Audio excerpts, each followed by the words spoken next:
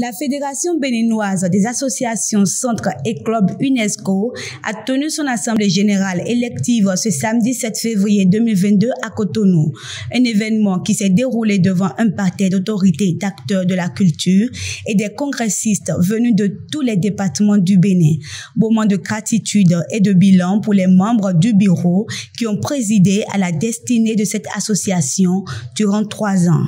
Nous avons pris l'engagement à Porto Novo, à la direction départementale des enseignements maternels de l'OME, pour dire qu'il nous faut une meilleure visibilité et donc une meilleure couverture nationale.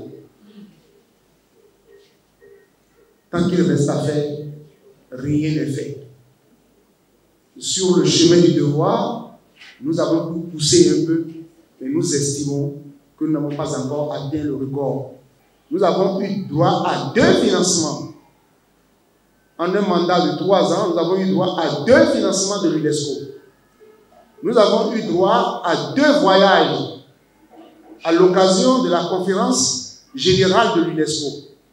Toutes choses à Paris, toutes choses qui nous ont permis de prendre des contacts utiles qui amènent la fédération non seulement à rayonner aujourd'hui, mais à flamboyer. Au nom du bureau exécutif national, que j'ai eu l'insigne honneur de conduire pendant 3 ans, vous dire merci. Les membres du bureau exécutif présents en mon nom disent également merci à tous ceux-là qui nous ont accompagnés pendant ce mandat qui n'a pas du tout été facile.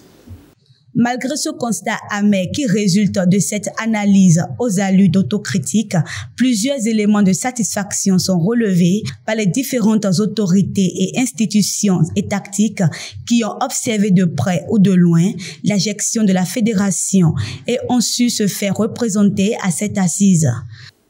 Merci à la fédération.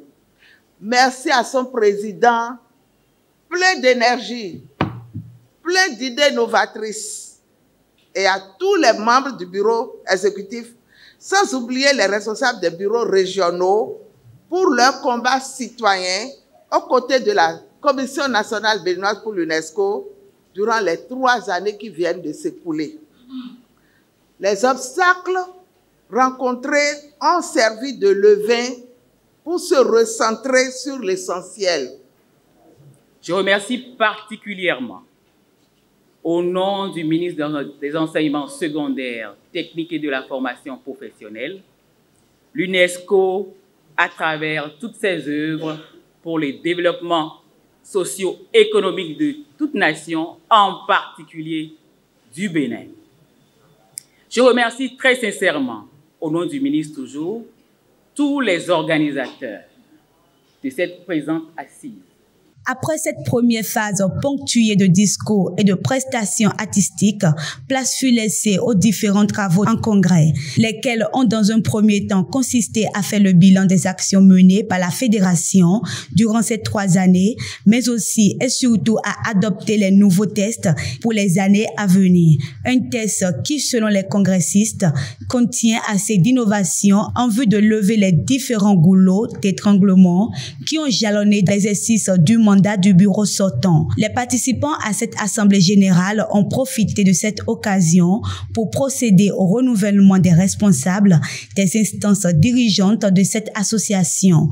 Dans ce sens, les délégués venus des 12 régions du Bénin ont estimé qu'il ne fallait pas changer la locomotive conduite par le président du conseil d'administration, Gabin Arogbeji Aloyon, assisté par son secrétaire général, le docteur Razak Ibourahima Boro.